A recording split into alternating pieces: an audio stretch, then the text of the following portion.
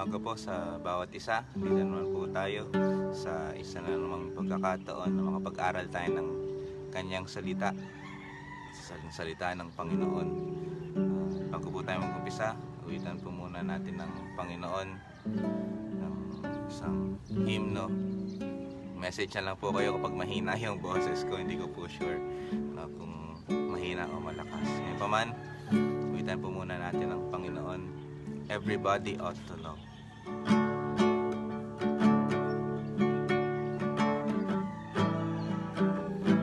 Everybody ought to know. Everybody ought to know.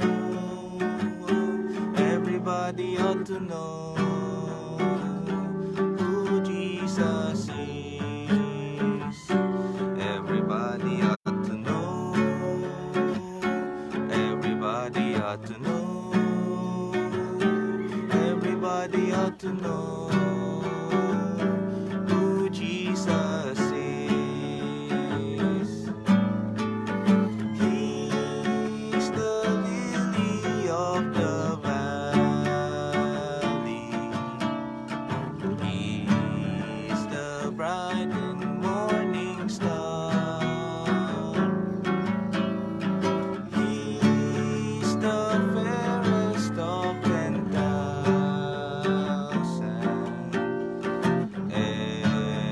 Everybody ought to know. Everybody ought to know. Everybody ought to know. Everybody ought to know who Jesus is. Everybody ought to know. Everybody ought to know. Everybody ought to know who Jesus is. On the cross he died for sinners, and his blood makes white as snow. Loving, living, coming Savior, he's the one you ought to know. Everybody ought to know. Everybody ought to know. Everybody ought to know who Jesus is. Who Jesus is. Hallelujah. Tayo po manalangin. Hallelujah. Purihin kayo, Panginoon. Aming Ama, salamat po sa panibagong araw na naman na kami makapag-aral ng inyong salita. Salamat po sa muli niyong pagbibigay sa amin ng pagkakataon na mabuhay sa araw na ito. Sa pagmulat ng aming mga mata, salamat po, Panginoon. Hiniling ko po na inyong banal na Espiritu muli, Panginoon, ang patuloy na gumabay sa amin, sa aming pag-aaral. Sa buong panahon na ito, O God, hiniling namin na magamit nyo kami kahit sa simpleng makikinig sa aking pagsasalita, pagsasama-sama namin sa oras na ito na maitaas ang inyong pangalan, Panginoon. Hallelujah. Purihin kayo, aming Ama. Sa inyo namin pinagkakatiwala ang lahat. Holy Spirit, paramdam niyo po sa amin ang inyong presensya sa oras na ito. Paramdaman namin ang inyong paggabay. Purihin kayo, Panginoon. Sa inyo namin pinagkakatiwala ang lahat sa pangalan ni Jesus. Amen. Purihin ang Panginoon. Salamat sa muling pagkakataon na magamit ng Panginoon sa live morning devotion. Ngayon na lang ulit ako nakasalita, kaya medyo kinakabahan ako at parang hindi ako sanay. Ganun pa man, katulad ng ating inawit kanina, yun po ang pag-aaralan natin ngayon, no? Ang kantang Everybody Ought to Know. Tingnan po natin yung mga nakasulat sa lyrics na ito. Hindi ko alam kung gising na si Pastora Charity, nawa mailagay niya yung lyrics ng kanta. Ngayon pa man, babaybayin natin yung buong kanta, titignan natin yung ipag-aaralan natin yung description ng Panginoong Jesus na nailagay dito sa kantang ito. So sa unang stanza, sabi doon, He's the lily of the valley. the lily of the valley. Makita natin ang verse na ito sa Song of Solomon chapter 2 verse 1 to 2. Sa awit ni Solomon chapter 2 verse 1 to 2. Babasahin ko po, sabi dito sa English version. I am the rose of Sharon and the lily of the valleys. As the lily among thorns, so is my love among the daughters. So, medyo malalim ang banggit dito ng verse na ito. At madalas itong, hindi naman madalas, no, yung aklat ng Song of Solomon ay sumasalamin sa Panginoong Jesus at sa kanyang church. Kaya nabanggit dito, no, ng Panginoong Jesus. Hindi man directly, pero ang tinutukoy dito yung Panginoong Jesus na siya raw ang lily of the valleys. Ngayon, totoo pong merong lily of the valley na bulaklak. Kaka-search ko lang rin itong kahapon, no, na ang kanya pang tawag doon, yung kanyang scientific name ay Convallaria majalis, at isa lang siyang simpleng, kung titignan mo, simple lang siya, no, commonly white, no, minsan may pinkish white or brownish white, at mataas siyang ang kanyang stem ay pataas, no? At when it comes to the color white, no, madalas itong i-picture sa Biblia na patungkol sa purity or righteousness. Ngayon, ang Panginoong Jesus, wala nang mas pure pa sa kanya. Nung pumunta siya dito sa lupa, nung sinugo siya ng Diyos Ama dito sa lupa, wala man lang siyang bahid ng kasalanan, anumang bahid ng karumihan. He is so pure. Siya talaga yung pinakasakto, pinaka karapat dapat na handog, no, para mapatawad tayo sa ating mga pagkakasala. At wala nang ibang, no, isang magandang bulaklak, yung lily of the valley, na maging representation ng kaniyang purity. No, yung isang dahilan kung bakit ang Panginoong Jesus halintulad sa lily of the valley. Pangalawa, isa pa, katulad na nabanggit ko kanina, yung lily of the valley ay yung stem niya ay pataas, no? Nag-shoot up siya, hindi siya pakalat. Pataas po siya, tapos yung kanyang mga flower buds ay nakahang, na parang nakayuko. Kung titignan niyo sa picture, makikita niyo po yun, na talagang nakayuko yung kanyang bud, na 'di ba ang bulaklak madalas pa ganyan. Pero yung bulaklak niya, yung bud niya pa yuko, no? Parang pa ganyan. Ito yung stem, tapos nakayuko yung mga flower bud niya. It shows the greatness of God.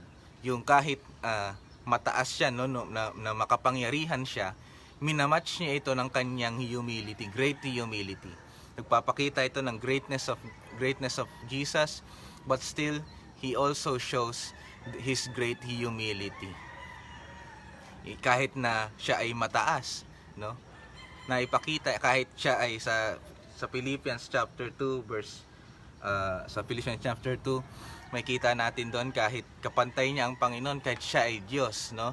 Hinubad niya ang kanyang pagka-Diyos para lang matupad yung kalooban ng Panginoon, no? Ipinakita niya yung kanyang pagpapakumbaba, yung tindi ng kanyang pagpapakumbaba sa paghubad ng kanyang pagka-Diyos at pagkamatay para sa atin. So, all in all, hindi na ako magpapakahaba. Marami sana po ito, pero gusto ko sana matapos agad to ngayon. Isang magandang representation ng lily of the valley sa patungkol sa Panginoong Jesus. Pangalawa naman po, sabi din sa lyrics, He's the brightest morning star. The bright morning star. Ngayon, meron tanong na, kung matagal na po tayo nag-aaral ng Bible, salita ng Diyos, may tanong na madalas lumabas yan. Hindi ba si Satanas ay tinatawag ding morning star? O bakit dito ang Panginoong Jesus tinawag ding morning star? No? Hindi parang parehas ata sila. No? Ngayon tingnan natin yung dalawang verse na madalas na madamay pagdating sa tanong na iyon. Una, patungkol kay Satanas. Sa Isaiah chapter 14 verse 12. Isaiah chapter 14 verse 12, babasahin ko po siya sa King James version. As Isaiah chapter 14 verse 12, sabi dito, How art thou fallen from heaven, O Lucifer, son of the morning? How art thou cut down to the ground, which this didst waken the nation? No? Ngayon, ito naman yung verse na nag-associate sa pagiging morning star ng Panginoong Jesus. Sa Revelation, Pahayag chapter 22 verse 16. Revelation chapter 22 verse 16. Sabi po dito, King James Version po ulit. I, Jesus, have sent mine angel to testify unto you these things in the churches. I am the root and the offspring of David, and the bright and morning star. Ngayon, ang unang kung mapapansin natin, no, medyo similar nga talaga siya, at kapag hindi mo talaga siya inaral ng lubusan,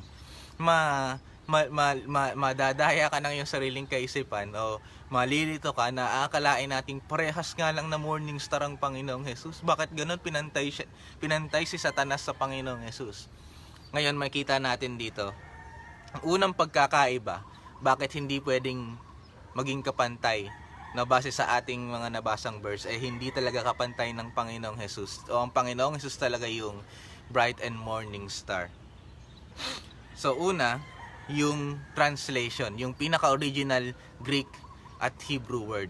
Sa Isaiah, syempre, Old Testament, ang original text nun ay Hebrew.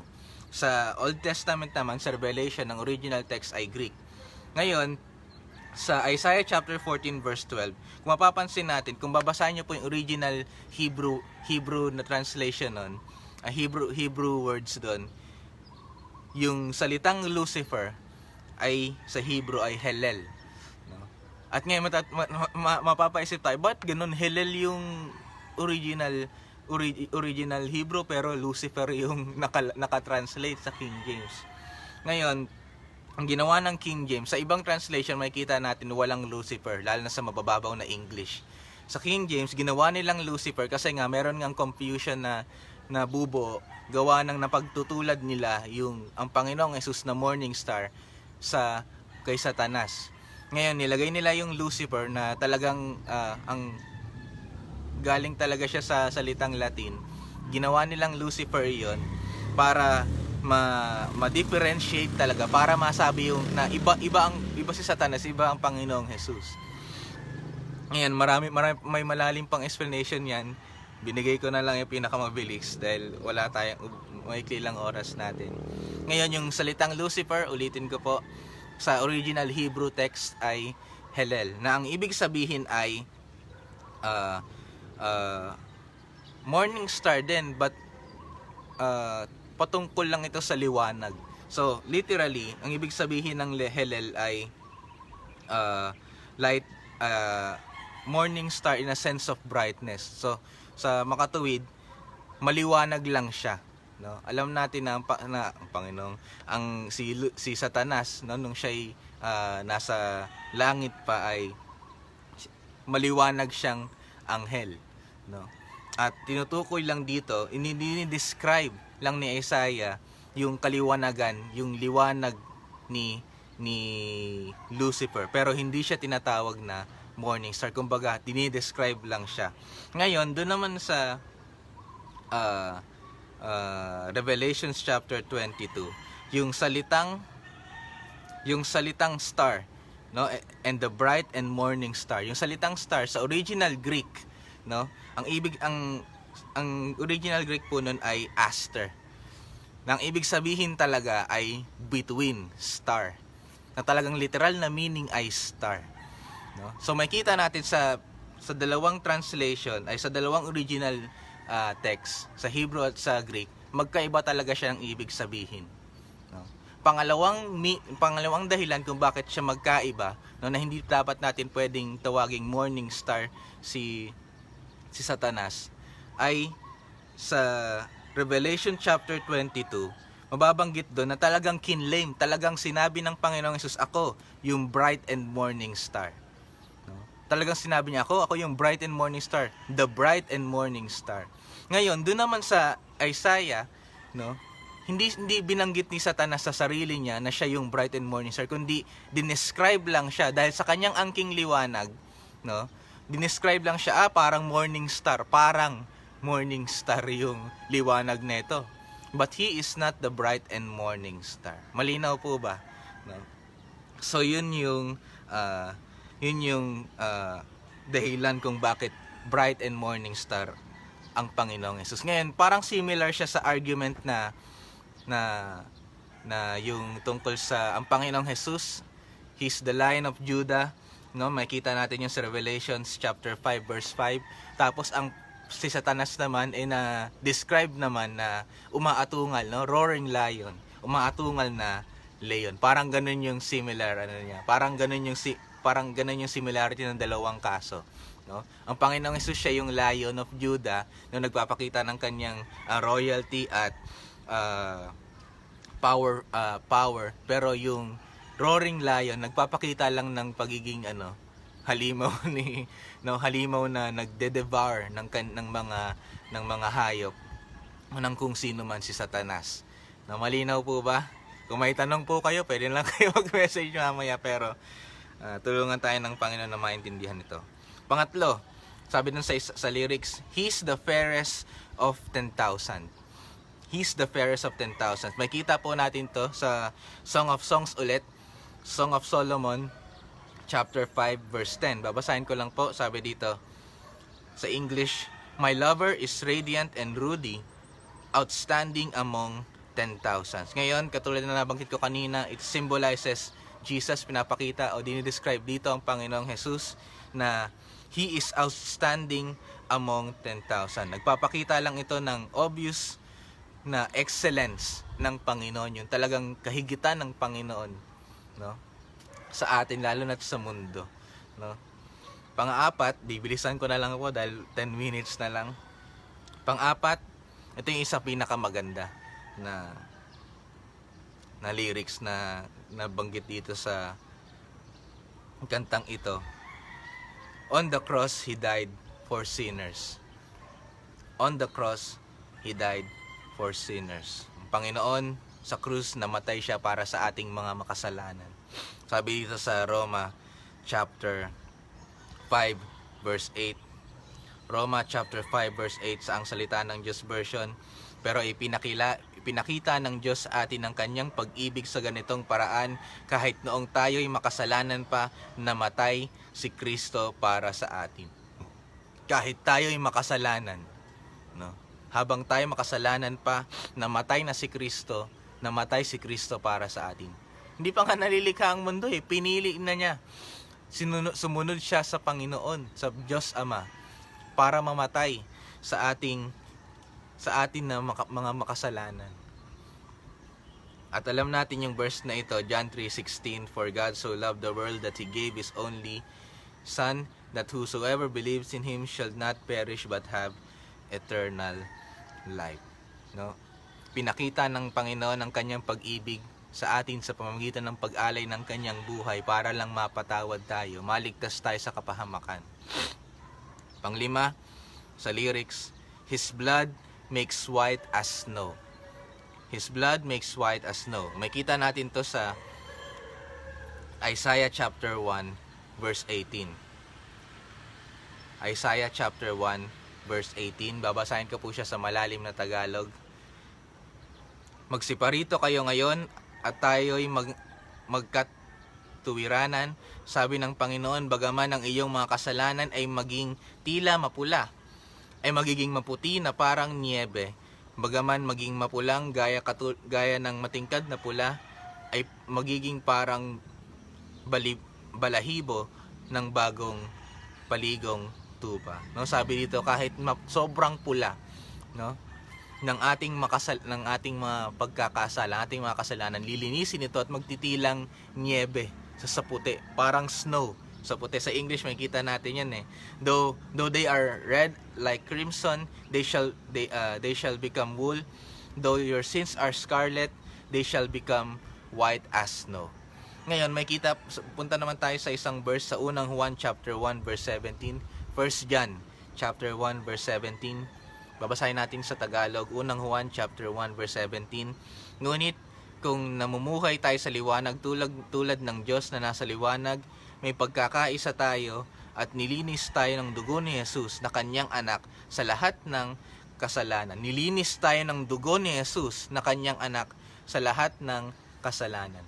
Sa pamamagitan ng dugo ni Jesus, nilinis niya tayo.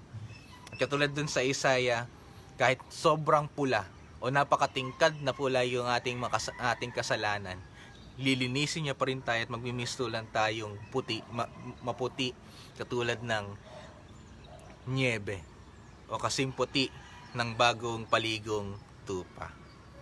Bandang sumunod, loving, living, coming Savior. Ang Panginoong Jesus ay mapagmahal.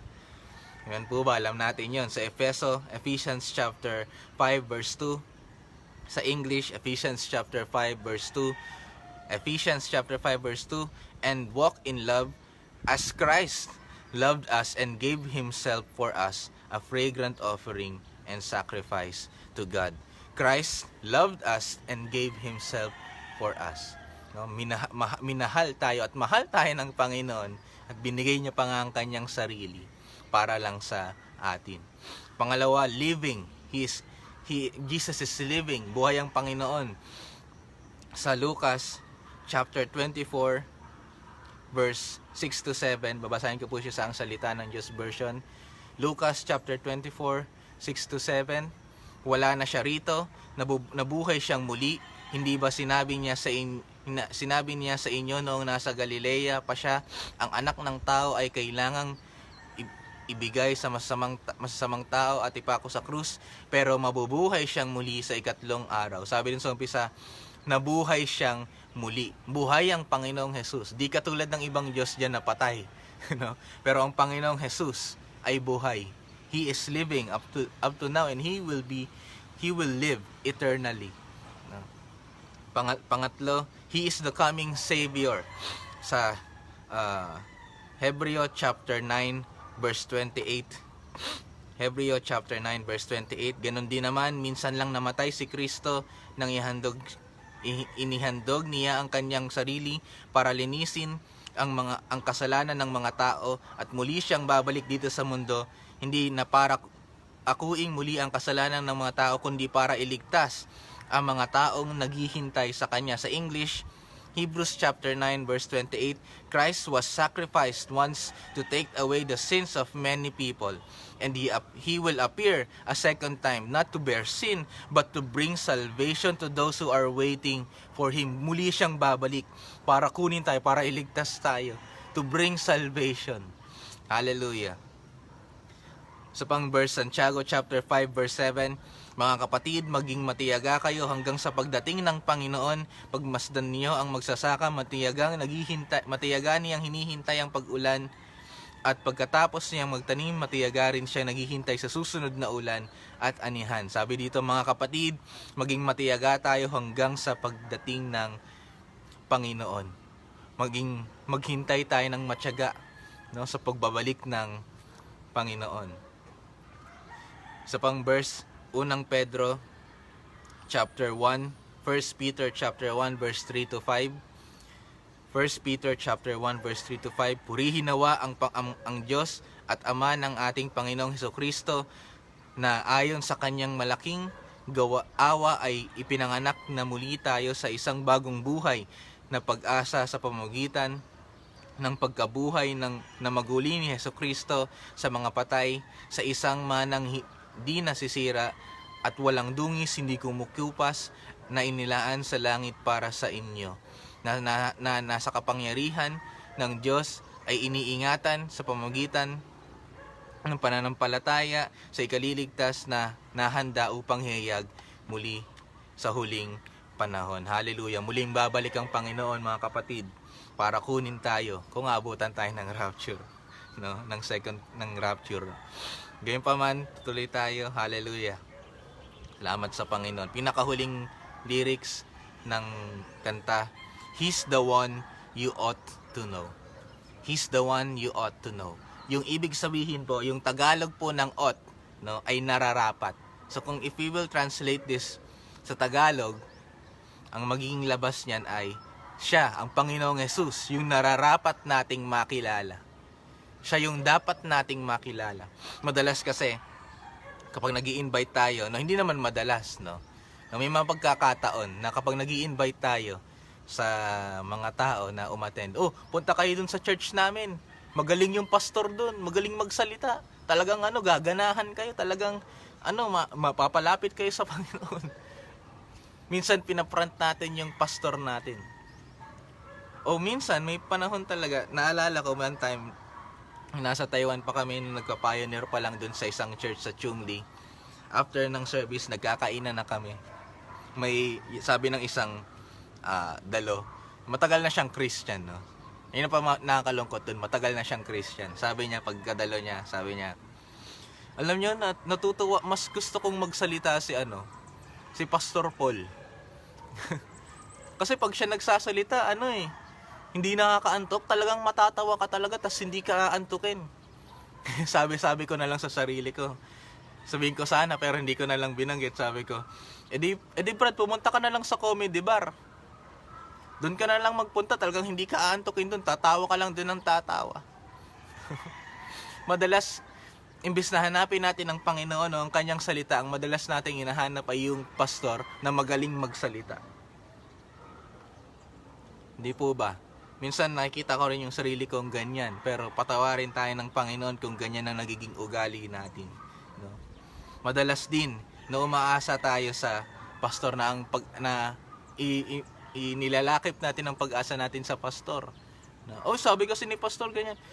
Tanong muna natin kay pastor. Lagi na lang si pastor. Kaya nga nabanggit ko, may pastor sa Taiwan na sinabi niya nung pagkapanaw ni Daddy, itong mga nakaraan nung camp sa Taiwan, sabi ng isang pastor, sabi niya, alam niyo pastora, parang kasalanan din namin kaya kinuha ng Panginoon ang Pastor Paul. Kasi lagi na lang kami tumatakbo sa kanya. Pag may tanong kami, sa kanya kami nagpupunta. Pag may kailangan kami, sa kanya kami pumupunta. Imbis na lumapit kami sa Panginoon. Kaya siguro ngayon kinuha na ng Panginoon. Kaya siguro ngayon kasalanan namin talaga. Kaya siya pumanaw kasi masyado kaming umasa sa kanya imbis sa Panginoon. Hindi natin alam kung gaano katotoo, pero the fact na masyadong tayong umaasa sa pastor, no? At nakakalimutan na natin ng Panginoon, yun ang masama. Yung nakakalimutan natin ng Panginoon at lagi lang tayong umaasa sa pastor. Bakit? Kasi yung pastor mabilis sumagot . Hindi man natin aminin yun, pero ganun yung nagiging isip natin. Na sa pastor kasi mas mabilis tumugon kaysa sa Panginoong Jesus, no? Which is wrong. Hindi lang tayo matyagang maghintay. Impatient lang tayo. Gusto natin agad-agad na sinusolusyonan, agad-agad na natutugunan. No? Tamad tayong maghintay, hindi tayo patiently waiting. Pero kaming mga pastor, lahat ng mga pastor alam po ito, meron din po kaming mga limitasyon. Meron din kaming hindi kayang gawin. Meron din kami na hindi kayang matugunan. Kaya kung yung buong pag-asa, nandaan niyo po, yung buong pag-asa ay ipepwesto niyo lahat sa pastor ninyo, no? Mabibigot, may pagkakataon talaga at mabibigot po kayo. Pero kung ang buong pag-asa natin ay ibibigay natin sa Panginoong Jesus, hindi tayo kailanman mabibigo. Jesus will never fail. Katulad dun sa huling lyrics, He's the one you ought to know. Mas mainam na ipakilala natin ang Panginoong Jesus sa mundo, imbes na i-front natin yung mga pastor natin. Baka lalo pa kami ma-pressure niyan. Purihin ang Panginoon. Siya ang kailangan nating makilala. Lubusang makilala. No? Sa araw-araw, hindi matitigil yung pagkakaroon natin ng bagong kaalaman tungkol sa Panginoon, bagong pagkakilala sa Panginoon. He's the one you ought to know. Kaya awitin ko na lang po ng isang beses pa ang kanta, tapos magpe-pray na po tayo. Hallelujah. Hallelujah. Everybody ought to know.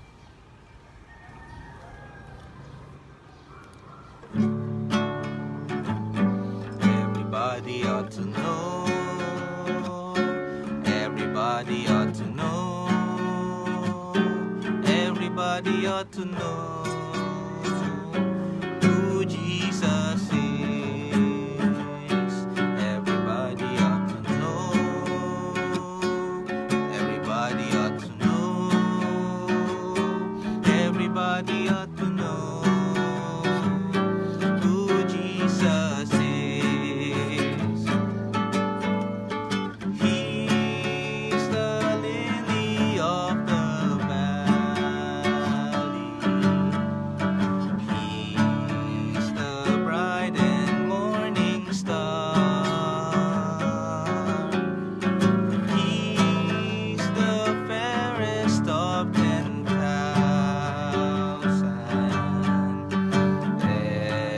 Everybody ought to know. On the cross he died for sinners, and his blood makes white as snow. Loving, living, coming Savior, he's the one you ought to know. Everybody ought to know. Everybody ought to know. Everybody ought to know who Jesus is. Who Jesus is. Hallelujah. Tayo po lahat ay sa mandaling manalangin. Purihin kayo aming Ama. Hallelujah. Hallelujah.